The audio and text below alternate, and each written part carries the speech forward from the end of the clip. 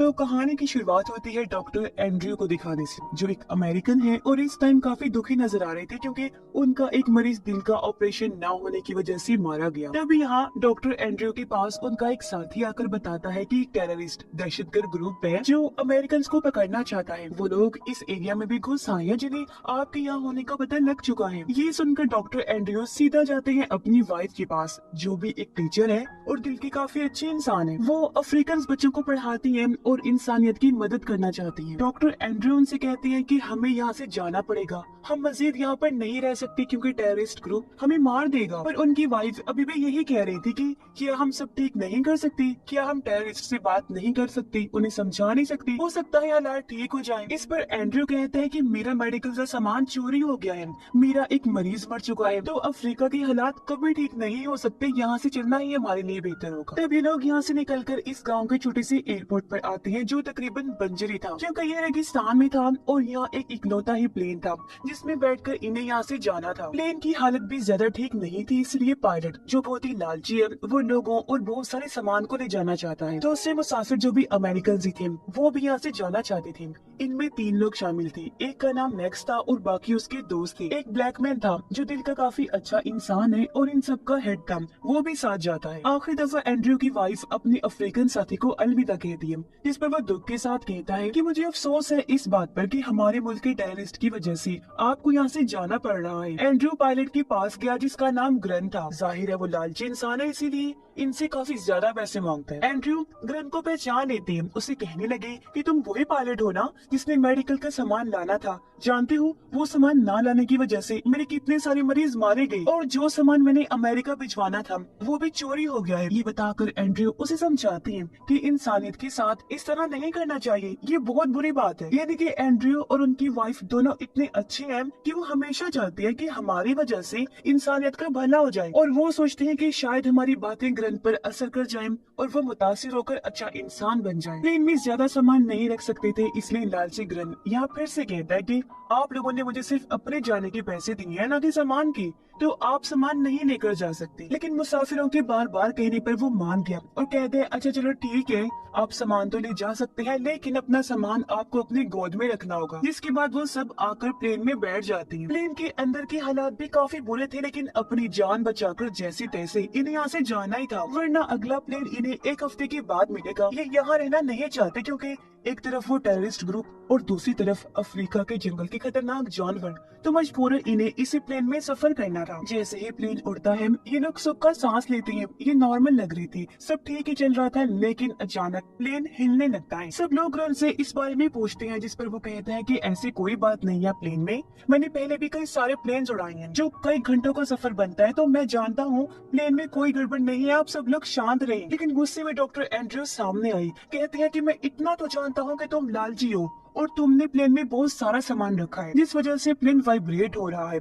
अगर ऐसे ही चलता रहा तो जल्दी प्लेन तबाह हो जाएगा। ग्रन कहते हैं भाई ऐसी कोई बात नहीं है, आप चुपचाप अपनी सीट बेल्ट लगाकर बैठ जाए, मुझे मेरा काम करने दे, तुम्हें इन चीजों का नहीं पता। लेकिन फिर कुछ ही देर में प्लेन बहुत जोरों से हिलने लगता है और उसमें आग लग जाती है और वो तेजी से जमीन की तरफ बढ़ने लगता है। अगले कुछ ही सेकंड्स में प्लेन जमीन पर गिर जाता है। प्लेन की तबाह होने से कुछ मुसाफिर मारे जाते हैं जबकि बचने वाले लोग भी जख्मी हो गए थे। एंड्रयू हिम्मत करके उठा, आसपास जलती हुई चीजों को देखने लगता है। मैक्स भी बच जाता है और एक दूसरा लड़का भी, लेकिन मैक्स की दोस्त इस क्रैश में जिंदा नहीं बच पाई, वो मर जाती है, जबकि एंड्रयू, ग्रन और हेड भी बच जाते हैं। एंड्रयू अपनी वाइफ के पास आया जिसकी हालत तो बहुत खराब है क्योंकि वो बुरी तरह सामान के नीचे फंसी हुई है, काफी जख्मी भी है क्योंकि उसकी टांग टूट चुकी है। एंड्रयू अपनी वाइफ को वहाँ से बाहर निकालने की कोशिश करता है, लेकिन वो इतनी बुरी तरह फंसी हुई थी कि लाख कोशिश के बाद भी नहीं निकल पाती। ये देखकर ग्रन कहते हैं वो नहीं निकल पाएगी, जोर मत लगाओ बल्कि सामान को उतारो, और हाँ तुम्हारी वाइफ तकलीफ में है तो ऐसा करो कि इसे थोड़ी शराब पिला दो। एंड्रयू गुस्सा हो गया, वो कहते हैं मुझे ये चीजें पसंद नहीं, तुम अपनी बकवास बंद करके यहाँ से जाओ, मैं जानता हूँ कि मुझे क्या करना है और ये प्लेन भी तुम्हारी वजह से क्रैश हुआ है। मैक्स अपने दोस्त की लाश को ही प्लेन के पास ही दफन कर देता है ताकि जंगली जानवर उसकी लाश को खा ना जाए, और ये लोग देखने लगते हैं कि हमारा प्लेन तबाह कहाँ हुआ है। तब इन्हें पता चला कि ये एक बहुत ही खतरनाक एरिया में फंस गए हैं जहाँ रहते हैं आदमखोर जंगली जानवर। ये लोग सोचते हैं कि दिन में तो हम सेफ हैं क्योंकि ये जंगल जो रेगिस्तान जैसा था, दिन में गर्म होने की वजह से जानवर शिकार नहीं कर सकते, लेकिन जैसे ही रात होगी इनका बचना मुश्किल हो जाएगा, इसलिए इन्हें जल्दी कुछ करना होगा। अब डॉक्टर एंड्रयू को छोड़कर तीन लोग प्लान बनाते हैं कि हम करीबी गांव जाएंगे जो यहाँ से लगभग 20-30 किलोमीटर दूर है। ग्रेन कहता है हमें साउथ ईस्ट की तरफ जाना होगा क्योंकि गांव वही होगा। इस पर मैक्स कहता है कि नहीं, वो रास्ता गलत है, हमें साउथ वेस्ट की तरफ जाना चाहिए क्योंकि मुझे यकीन है कि गांव उसी तरफ होगा। पर ग्रेन उसकी बात नहीं मानता, और क्योंकि उसके पास इस टाइम गन है तो वो ही सबका बॉस था, और कहता है कि अगर तुम लोगों को अपनी जान प्यारी है तो मेरे साथ चलो। वो एंड्रयू को भी साथ चलने का कहता है, पर उन्होंने मना कर दिया क्योंकि वो अपनी जख्मी वाइफ के पास रहना चाहते थे। सब लोग एंड्रयू को काफी कहते हैं चलने के लिए। इस पर उनकी वाइफ कहती है कि हमें अपनी किस्मत पर यकीन है, गॉड पर भरोसा है कि वो हमें जरूर बचा लेंगे। एंड्रयू भी अपनी वाइफ से बहुत प्यार करती है तो किसी भी सूरत उसे अकेला छोड़ के नहीं जा सकते। वो अपने साथियों को कहते हैं कि अगर गांव कुछ दूरी के फासले पर है तो तुम वहाँ से मदद ले आना, तब तक मैं यहीं रुककर अपनी वाइफ का ख्याल रखूंगा। जिसके बाद वो लोग गांव की तरफ अपना सफर शुरू कर देती हैं, जबकि एंड्रयू और उनकी वाइफ टूटे हुए प्लेन में बैठकर मदद आने का इंतजार करने लगते हैं। उनकी वाइफ तो पूरी तरह हिम्मत हार गई थी, ऐसा लग रहा था जैसे या तो वो मदद का इंतजार कर रही है या फिर मौत का। जिसके साथ ही वहाँ जंगली जानवर इनके करीब आने लगते हैं। बेशक दिन है लेकिन वो इन्हें देख सकते थे। उधर ग्रैंड और बाकी सब इस रेगिस्तानी इलाके में गुम हो जाते हैं। चलते चलते उन्हें आधा दिन हो गया था लेकिन अभी तक वो गाँव नहीं पहुँचे हैं। थकावट से उनकी हालत भी बहुत खराब है। प्यास की शिद्दत से जमीन पर गिर पड़ते हैं, एक कदम भी आगे नहीं बढ़ा सकते। तब ग्रैंड उन्हें पानी पिलाते हैं और ये लोग अपनी आखिरी पहाड़ी की तरफ बढ़ने लगते हैं। पर ये क्या, इन्होंने देखा कि इतना सफर काट कर हम यहाँ आए हैं लेकिन आगे भी बस रेगिस्तान नुमा जंगल है, वापसी का रास्ता भी इन्हें मालूम नहीं, यानी वो बुरी तरह यहाँ पर फंस गए थे। ये देखकर मैक्स ग्रैंड से गन छीन लेते हैं और उसे कहता है कि देखो हम तुम्हारी वजह से यहाँ फंस गए हैं, जल्दी मर जाएंगे। सबको गन दिखाकर कहता है कि अब सबको उसी रास्ते पर चलना होगा जिस पर मैं जाऊंगा। लेकिन बाकी लोग तो ग्रैंड के साथ ही रहना चाहते थे। वो सोचते हैं कि जिस रास्ते से हम आए हैं अगर इसी पर चल दे तो अपने प्लेन के पास वापस पहुँच सकते हैं और फिर दूसरी डायरेक्शन में जाकर हम गाँव में भी पहुँच जाएंगे, इसलिए वो वापस की तरफ जाने लगते हैं। जबकि मैक्स अकेला ही अपने रास्ते की तरफ चल पड़ता है। वो लोग बड़ी मुश्किल से भारी कदमों और प्यास की शिद्दत के साथ प्लेन तक पहुंच जाते हैं। इन्होंने देखा कि यहाँ तो हर तरफ खून ही खून फैला हुआ है। एंड्रयू और उनकी वाइफ भी गायब है। प्लेन पर शेर की पंजों के निशान थे, जिससे ये लोग समझ जाते हैं कि इसका मतलब शेर ने उन दोनों का शिकार कर लिया और वो उन्हें खा गया। दोनों की मौत से उन्हें अफसोस तो हुआ, पर वो ये सोचकर काफी घबरा गए कि इसका मतलब शेर दिन में भी एक्टिव है और शिकार कर सकते हैं। तो ये लोग बचने का रास्ता ढूंढने लगते हैं। तभी अचानक यहाँ घबराया हुआ एंड्रयू आया। वो ग्रैंड को गले से पकड़ लेता है क्योंकि सबको लग रहा था कि इन सारे हालात की वजह ग्रैंड है। एंड्रयू का मानना था कि ना तो ज्यादा सामान लोड करता तो ना ही प्लेन तबाह होता। एंड्रयू ग्रैंड को मार ही देता कि एक लड़का गन चलाता है, जिससे एंड्रयू दूर जाके गिरी और ग्रैंड बच जाते हैं। अब इन लोगों को पता चलता है कि ग्रैंड जो हैवी सामान लेकर जा रहा था वो एक जानवर की सींग थी जो काफी महंगी होती है और ग्रैंड इनकी स्मगलिंग करते हैं। डॉक्टर एंड्रयू अपनी वाइफ की लाश के टुकड़ों की कब्र बनाते हैं और उसके पास बैठकर रोने लगता है। एंड्रयू के पास उनका हेड आया, जिसे रोकर एंड्रयू कहते हैं कि मुझे अफसोस है इस बात का कि मैं अपनी वाइफ को नहीं बचा पाया, मुझे और कोशिश करनी चाहिए थी, शायद वो बच जाती। इस पर हेड कहता है कोशिश अगेंस्ट द लाइन, शेर के खिलाफ तुम कोशिश करते हो? नहीं यार मत करो अफसोस, खुद को मत कोसो क्योंकि ऐसा मुमकिन नहीं था और तुम्हारी वाइफ की किस्मत में यही लिखा था जिस पर उसे यकीन था। धीरे धीरे रात होने लगी। अब इन्हें जैसी तैसी रात गुजारनी थी या फिर कुछ करना था क्योंकि रात के टाइम ये पक्का किसी जानवर का शिकार हो जाएंगी और अब तो इन्हें शेर की कुर्राने की आवाजें भी आने लगती हैं। अब ग्रैंड इन सबको बताता है कि हमारे पास रात गुजारने का बस एक ही रास्ता है और वो है पायलट कैबिन, जहाँ हम तीन लोग जैसे तैसे छुपकर अपनी जान बचा सकते हैं। तो अब ये लोग टॉस करने लगते हैं कि कौन से तीन लोग पायलट कैबिन में बैठेंगे। मैक्स का दोस्त टॉस में हार गया, यानी कि वो रात को प्लेन के बाहर बैठेगा। जैसे रात हुई वो लड़का आग जलाकर प्लेन के बाहर बैठ जाता है, जबकि तीनों लोग पायलट कैबिन में। उसे समझा दिया गया था कि तुमने बस सोना नहीं है और आग को जलते रहने देना है, क्योंकि जब तक तुम जागते रहोगे आग जलती रहेगी, तुम्हारी हिफाजत रहेगी और जैसे ही तुम्हारी आंख लगी आग बुझ गई तो तुम मर सकते हो। ये लोग अब बस रात गुजरने का इंतजार कर रहे थे क्योंकि सुबह होते ही ये उस गाँव में चले जाएंगे जिसका रास्ता अब इन्हें पता चल चुका है। रात को ग्रैंड किसी काम से बाहर आया, वो देखता है कि वो लड़का तो सो रहा है और आग भी बुझ रही है। ग्रेन उसे जगाकर कहते हैं, लड़के होश करो, जागो और आग जला के रखो अगर जिंदा रहना चाहते हो। जिसके बाद ग्रेन वापस कैबिन में आकर बैठ जाता है। लेकिन मैक्स का दोस्त वो लड़का जिसे बहुत नींद आ रही थी वो सो जाता है और आग भी बुझ जाती है। जहाँ अब अंधेरे में हम किसी की आंखों को चमकता हुआ देखते हैं, जो और कोई नहीं बल्कि शेरी थी, जो अब प्लेन के बाहर आ चुके थे और उनकी जोरदार आवाजें अंदर बैठी वो तीनों भी सुन रही थी। अब एंड्रयू जो रहमदिल है उसे लड़के के लिए बुरा लग रहा था। वो चाहता है कि ये लोग बाहर जाकर उसकी जान बचाए, लेकिन बाहर शेर काफी ज्यादा थे तो ये लोग कुछ भी नहीं कर सकते थे। लेकिन फिर एंड्रयू कैबिन का दरवाजा खोल ही देता है, जिससे एक शेर अंदर घुसने की कोशिश करते हैं। हालांकि ये मिलकर जोर लगाकर उसे रोकने में लग जाते हैं, लेकिन शेर इतना ताकतवर था कि वो कैबिन को तोड़ने लगता है। अब एक सांप जो कप का अंदर घुसकर बैठा हुआ था वो हेड को काट लेते हैं, मगर ये जैसे तैसे कैबिन का दरवाजा बंद कर ही देते हैं। एंड्रयू हेड की टांग पर रस्सी बांधता है और कट लगाकर बहुत सारा खून निकाल देते हैं। इससे सांप का जहर भी निकल गया और उसकी जान भी बच गई, लेकिन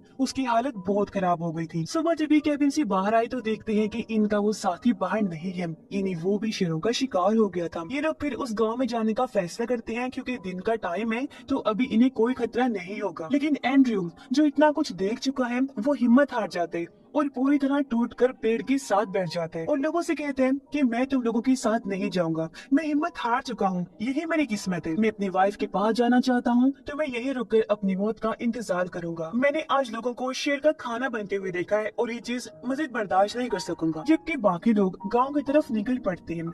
ये लोग कुछ दूर गए ही थे कि सामने से एक गाड़ी को आता हुआ दिखते हैं। उसे देखकर ये लोग काफी खुश हो गए। एंड्रयू भी उठ खड़ा हुआ। ये सोचते हैं कि अब हम भी और एंड्रयू भी बचा लिया जाएगा, तो गाड़ी को अपनी तरफ बुलाने के लिए वो चिल्लाने लगते हैं। मगर ये क्या, हम देखते हैं कि वो गाड़ी सीधा आकर एंड्रयू के पास रुकी। इसमें और कोई नहीं बल्कि वो टेररिस्ट ग्रुप था जो अमेरिकन को ढूंढ रही थी और वो अब एंड्रयू को मारने लगते हैं और एंड्रयू से पूछते हैं कि तुम यहाँ हमारी जमीन पर क्या कर रही हो, हमारी चोरी करने आए हो ना, तुम हमारा सामान चुरा कर अपने मुल्क ले जाते हो। ये सुनकर हेड और ग्रन सामने आए, उनसे कहते हैं, अरे ये तो डॉक्टर है, इन्होंने कुछ नहीं किया, ये तो आप लोगों की मदद के लिए यहाँ आते हैं और अभी वापस जा रहे थे, आपको इन्हें नहीं मारना चाहिए। लेकिन तभी उन टेररिस्ट को प्लेन से उस जानवर की सींग मिल जाती है, जिससे उन्हें और गुस्सा आ जाते हैं। वो एंड्रयू को कहते हैं कि तुम एक स्मगलर हो और हमारी जमीन से सामान चुरा कर तुम अमेरिका स्मगल करते हो, इसलिए वो फिर से एंड्रयू को मारने लगी। तभी ग्रन बोलता है कि ये मेरा प्लेन है, ये सारा सामान मेरा है और स्मगलिंग मैं करता हूँ, एंड्रयू ने कुछ नहीं किया। ये सुनकर वो कहते हैं, इसका मतलब ग्रन हमें तुम्हें मार देना चाहिए। हेड कहता है, क्यों क्यों मार देना चाहिए, क्या तुम कोई टेररिस्ट हो, तुम तो इस जमीन पर रहने वाले बड़े इंसान हो और हम तुम्हारी कदर करते हैं। हेड को लग रहा था कि वो टेररिस्ट के माइंड को बदल देंगे, पर वो उसकी चेहरे पर गोली मारकर ये साबित करते हैं कि हाँ हम वाकई टेररिस्ट हैं, हमें इंसानों पर रहम नहीं आता और हमारा कुछ भी नहीं हो सकता। जिसके बाद वो उनके साथ काफी बुरा सलूक करते हैं और एक टेररिस्ट ट्रक लेने चला जाता है ताकि वो इन्हें भी अपने साथ ले जाए और खूब इनके साथ बुरा सलूक किया जाए। अब दो टेररिस्ट यही रुके थे, उनमें से एक एंड्रयू को कहता है, अच्छा चलो तुम्हारे साथ एक डील कर लेता हूँ, मैं 10 तक गिनूंगा और तुम्हें भागना होगा, 10 के बाद मैं गोली चलाऊंगा, ठीक है ना, चलो अब शाबाश तुम भागो, उठो खड़े हो और भागो। लेकिन एंड्रयू नहीं भागता क्योंकि वो तो कब का हिम्मत हार चुका है, तो उसे क्या जरूरत है भागने की। टेररिस्ट को इतना गुस्सा आया कि वो पानी दिखाकर उन्हें चिढ़ाने लगता है, उन पर हंसने लगता है। जब टेररिस्ट को एहसास हुआ कि दोनों पूरी तरह हिम्मत हार चुके हैं तो वो उनसे दूर प्लेन के साथ टेक लगाकर बैठ जाते हैं। कुछ देर बाद उनकी आंख लगी। ग्रैंड एंड्रयू को कहते हैं कि मैं फाइटर हूँ, इतनी आसानी से मैं नहीं मर सकता। जो कहकर वो बहुत धीरे से टेररिस्ट के पास जाने लगा। वो गन छीनने लगता है लेकिन टेररिस्ट को होश आ गई। वो जैसे गन पर शूट करता है तो पता चला कि गन में तो गोली नहीं है। दूसरा टेररिस्ट भी जाग गया, लेकिन इससे पहले वो गन पर शूट करता एंड्रयू उसे काबू करके गन छीनने की कोशिश करते हैं। इस चक्कर में गोलियां चलने लगी और दोनों टेररिस्ट मारे जाते हैं। तब ग्रैंड एंड्रयू से कहता है, देखो हमने इन दोनों को तो मार दिया, तो अब तुम्हें मेरे साथ चलना होगा। तो मैं अपनी वाइफ का सपना पूरा करना है और मुझे सुधरना है। मुझे एक मौका दो ताकि मैं अपने सब गुनाहों की माफी मांग सकूं। तो अब चलो मेरे साथ, मैं तुम्हारी मदद करके तुम्हें शहर तक ले जाऊंगा जहाँ तुम हजारों मरीजों की मदद कर सकते हो। इसलिए एंड्रयू उसके साथ चल पड़ता है, लेकिन उसकी हालत बहुत खराब थी। ये लोग जैसे तैसे आगे बढ़े। ये गांव के करीब ही थे और इनके सामने पत्थरों की छोटी सी पहाड़ी थी जिसे पार करके इन्हें उस पार जाना था। अब ग्रन बड़ी मुश्किल से एंड्रयू को ऊपर चढ़ा तो देते हैं, लेकिन ये क्या, उसने देखा कि सामने से खूंखार शेर आ रहे हैं। ये लोग पहाड़ी पर ही थे, इसलिए शेर इनके खून की स्मेल करते हुए पहाड़ी की तरफ आने लगते हैं। लेकिन क्योंकि वो पहाड़ी के ऊपर थे और छुपे हुए भी थे, तो शेर इन्हें देख नहीं पाते और वहाँ से वापस जाने लगते हैं। पर तभी उन दोनों के ऊपर परिंदे मंडराने लगते हैं। हवा का रुख बदला और शेरों को फिर उनकी स्मेल आने लगी और वो फिर से इस तरफ आने लगते हैं। एंड्रयू के ऊपर एक बिच्छू चढ़ गया जो उसके चेहरे पर आ जाता है और एंड्रयू बिल्कुल खामोश रहा। बिच्छू को जैसे ग्रहण हटाने लगा कि तभी एक पत्थर नीचे गिर जाता है, जिससे शेर को कंफर्म हो गया कि ऊपर मेरे खाने के लिए जरूर कुछ है और वो जोर लगाकर ऊपर चढ़ने लगता है। ग्रहण ये देखकर एंड्रयू का खून अपने जिस्म पर लगा लेता है और एंड्रयू से कहता है कि देखो, मैंने अपने जिंदगी में बहुत सारे बुरे काम किए हैं और आज मैं उन गुनाहों को धोना चाहता हूँ। मैं खून लगाकर शेरों के पास जाऊंगा, अपनी कुर्बानी देकर तुम्हारी जान बचाऊंगा ताकि शेर मेरा शिकार कर ले और तुम्हें भागने का मौका मिल जाए। तुम वादा करो कि यहाँ से तुम उठोगे और गाँव जरूर जाओगे। ये कहकर वो चिल्लाता हुआ पहाड़ी के ऊपर आया, फिर नीचे कूद जाता है। शेर फौरन उसके पास आकर उसका शिकार कर लेता है। इसके बाद एंड्रयू जो गांव की तरफ बढ़ने लगा, काफी दूर तक चलने के बाद नीचे गिर जाता है। उसे प्यास लग रही थी, तभी वो सामने से दो जानवरों को आता हुआ देखता है जो उसे खाने आ रहे थे। ये देखकर एंड्रयू आसमान की तरफ देखकर कहता है, क्या मेरी किस्मत में बस यही लिखा था कि ऐसे फजूल मुर्दाखोर जानवर के हाथों में मरूं? अगर मेरी मौत ही लिखनी थी तो कम से कम शेर के हाथों होती। ये कहकर एंड्रयू दोबारा से फुल हिम्मत के साथ खड़ा होता है। वो जानवर भागकर एंड्रयू की तरफ आने लगे, लेकिन अचानक बादल गरजने की आवाज से वो जानवर वहाँ से भाग जाते हैं। तभी बारिश होने लगी। एंड्रयू वही जमीन पर लेटकर बारिश का पानी पीने लगा और अपनी इतनी देर की प्यास बुझाता है, जिसके बाद वो बेहोश हो जाता है। अब जब एंड्रयू की आंखें खुली तो उसके सामने उसका वही साथी था जिसने एंड्रयू को आकर टेररिस्ट का बताया था। वो सहारा देकर एंड्रयू को उठाता है और उसकी जान बचाकर यहाँ से ले जाता है। यानी कि एंड्रयू अब सेफ था और उसकी किस्मत में जिंदा रहना लिखा था, क्योंकि उसने आखिरी टाइम में हिम्मत से काम लिया था और वो गाँव भी पहुँच जाएगा। जिसके साथ ये कहानी भी इधर ही खत्म हो जाती है।